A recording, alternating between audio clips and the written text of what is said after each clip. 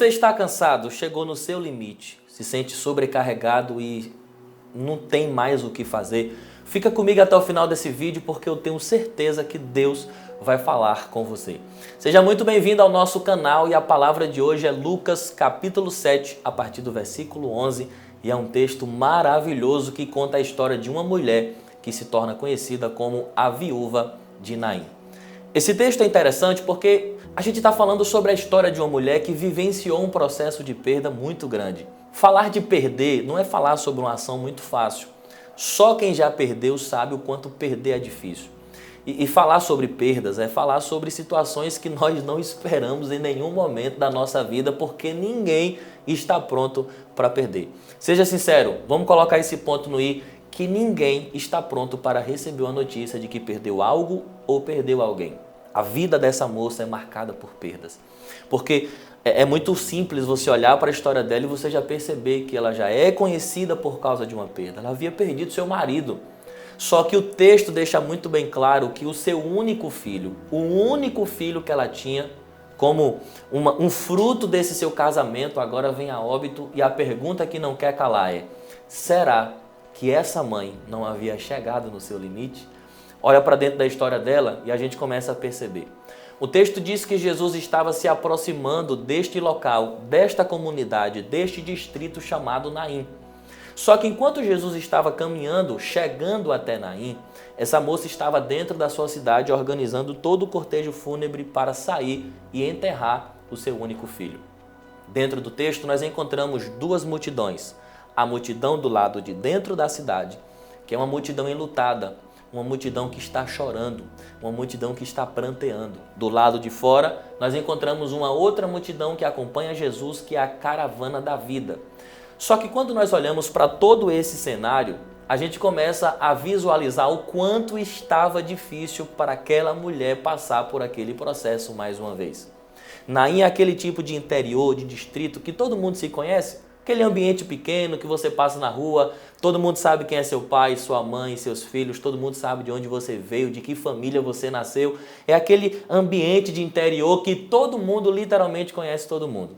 Imagina a comunidade olhando para a viúva daquele lugar e dizendo: essa moça realmente é muito forte porque ela já perdeu seu marido, agora perdeu o seu filho. Só Deus e ela sabem o que ela está enfrentando. Gente, eu estou falando sobre uma situação complicada. E que de repente você pode até estar se identificando com o que eu estou falando aqui, porque a sua vida pode ser uma vida marcada por processos. Eu estou falando para pessoas aqui que podem estar em qualquer outra parte do mundo e hoje você estava se questionando, em algum momento da sua vida você estava se perguntando: Senhor, o que é que eu vou fazer diante dessa situação?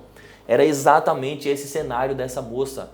Era a vivência da sua experiência difícil, traumática, que todos os dias ela estava com expectativa sobre aquele filho, mas infelizmente aquele menino veio a óbito. Olhe para o texto. A situação dela estava tão difícil que nem o seu nome foi citado.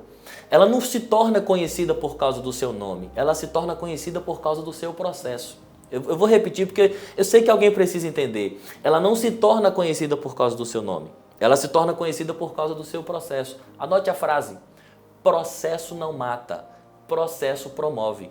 Todas as vezes que você estiver enfrentando uma situação difícil, você pensar: eu não tenho o que fazer, acredite, Deus vai te promover para o próximo nível. Jockson, mas está difícil. Deus vai te promover. Mas a minha situação está complicada. Deus vai te promover. Mas eu sofri um ambiente de perda. Deus vai te promover. Deus nunca esteve refém a um cenário difícil para determinar se faz ou não faz. Se está favorável, Ele faz. Se está desfavorável, Ele vai fazer do mesmo jeito. Porque a promessa que Ele liberou sobre a sua vida é independente do ambiente que te cerca. Tudo contribui para dar errado. Deus vai fazer dar certo. Por mais que você tenha perdido, por mais que você esteja em ambiente de crise, Ele vai fazer dar certo. O texto diz que Jesus se aproxima da porta da cidade. E o versículo 12 diz assim, e quando chegou perto da porta da cidade, eis que levavam um filho, um defunto, filho único de sua mãe que era viúva, e com ela ia uma grande multidão daquela cidade.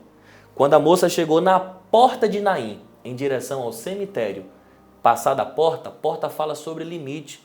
O que é que identifica que alguém está dentro da cidade? Passar pela porta.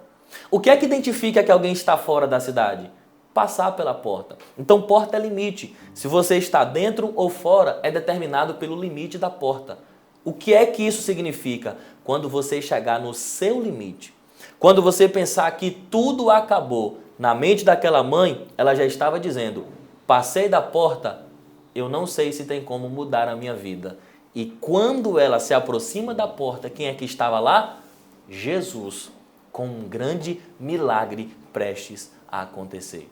Dentro desse texto existem 3 portas: a porta da casa, a porta da cidade e a porta que estava na porta, que só quem entende de Bíblia aqui agora vai entender essa aplicação. Jesus disse: eu sou a porta.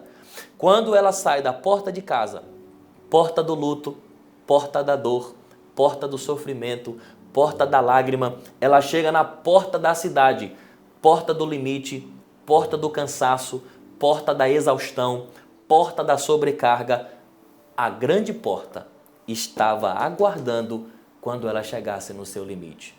Deixa eu liberar uma palavra de Deus para você que está me assistindo aqui agora.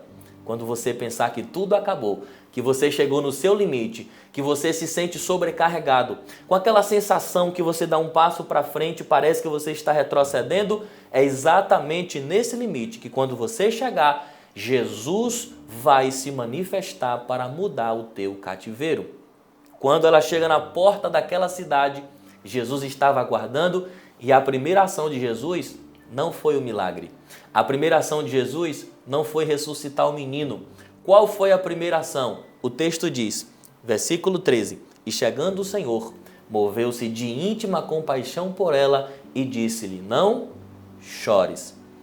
Olhe para mim e seja sincero com você mesmo. Quem é que tem coragem de chegar para uma mãe que perdeu o seu filho e dizer: não chore, pare de chorar?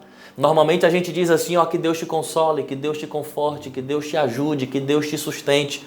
Porque em um ambiente como esse, não existe palavras que possam consolar. Só que Jesus está olhando para ela e está dizendo assim, ó, não chores. Sabe por quê? Jesus tem essa postura? O problema dessa mãe é morte. Jesus é a vida. Quando Jesus se aproxima dela e diz assim, não chores, Jesus está dizendo, hoje foi o último dia que você chorou. Hoje foi o último dia que você pranteou.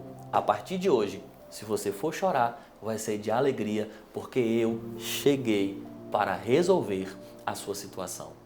O texto diz que quando Jesus libera essa palavra para a moça, vai em direção ao caixão. Homens estavam carregando o caixão em direção ao cemitério. Jesus para o cortejo fúnebre, olha para o menino e dá uma ordem dizendo: menino, levanta-te. Aqui tem um problema para a gente resolver. Que problema é? O menino está morto, sim ou não? O menino não está aqui fisicamente. Teoricamente, se Jesus falar, ele não vai ouvir. Se Jesus liberar uma palavra para esse menino aqui agora, o seu ouvido não tem como mais ter um poder auditivo porque esse menino está morto. Jesus está conversando com o morto? É aqui onde é que vai entrar o X da questão. A voz de Jesus não vai no ouvido. A voz de Jesus atravessa o mundo espiritual para trazer uma palavra de comando para esse rapaz.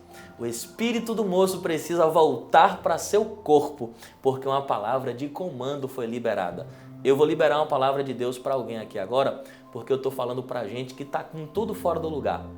Estou falando para alguém aqui que está com a casa fora do lugar, com as finanças fora do lugar, seu casamento fora do lugar, a empresa fora do lugar. Está tudo literalmente fora do lugar. Quando Jesus libera a palavra dizendo, volta, viva, levante, Jesus está dizendo, volta, o que está fora precisa voltar. E eu libero essa palavra sobre a sua vida. Tudo que estava fora do lugar na sua vida recebe palavra de comando hoje para poder voltar para o seu devido lugar. O espírito do menino volta para o seu corpo e aí o texto diz, versículo de número 15, e Jesus entregou a sua mãe. Finalizo aqui dizendo a você que tudo que você perdeu, Deus vai te restaurar. Anota a frase, mais do que o diabo para te tomar, Deus tem para te restaurar. Descanse o seu coração, Deus nunca perdeu o controle da sua vida e não é agora que Ele vai perder. Eu nunca vi Deus perdeu uma batalha e não é a sua que Ele vai perder. Guarde essa palavra no seu coração e se Deus falou com você, faz um favor para mim, curte aqui agora, comenta aqui embaixo nos comentários, compartilha aí para 2 ou 3 amigos que precisam dessa palavra e se inscreve no nosso canal, tá bom? Deus abençoe você e aguardo você até a nossa próxima reflexão.